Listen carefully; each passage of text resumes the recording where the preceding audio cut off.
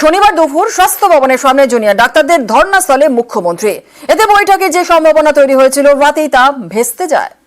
আমি আবার বলি, তোমাদের চিঠিতে কোথাও লাইভ স্ট্রিমিংয়ের কথা লেখা নেই, আমাদের চিঠিতেও লেখা নেই। আবারও লাইভ স্ট্রিমিং নিয়ে জটিলতা।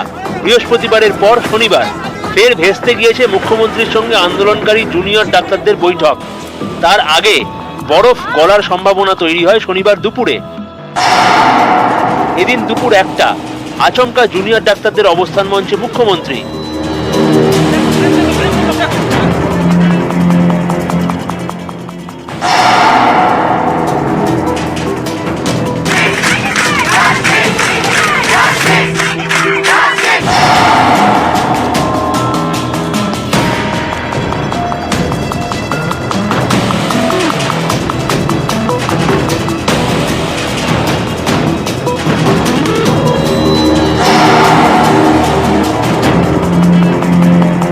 আমরা যেটা বারবার বলছি সেটা হচ্ছে এটাই, যে জায়গা থেকে উনি ডাকবেন আলোচনার জন্য আমরা সেই মুহূর্তে আসবো।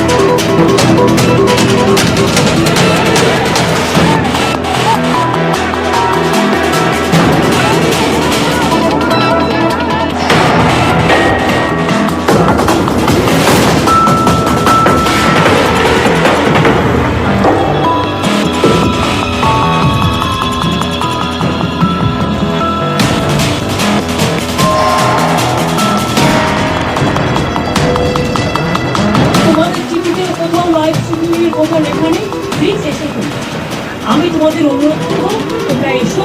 যদি মিটিং করতে ইচ্ছে না করে তোমরা খুব চাপ দিও।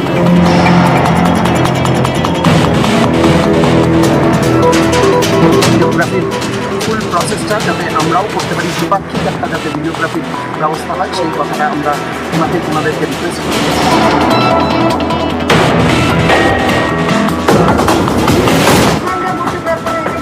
আমরা 36 দিন বসে আছি না, আমরা 36 দিন বসে আছি। আমরা নিজেদের 5 দফা দাবি নিয়ে আমরা তাহলে এখানে ভোট কাটছি না। কিন্তু জট কাটেনি, শেষমেশ ভেস্তে যায় বৈঠক। তখন ফের ধর্ণা মঞ্চের দিকে রওনা দেন আন্দোলনকারী জুনিয়র ডাক্তাররা। নিউজ 18 বাংলা।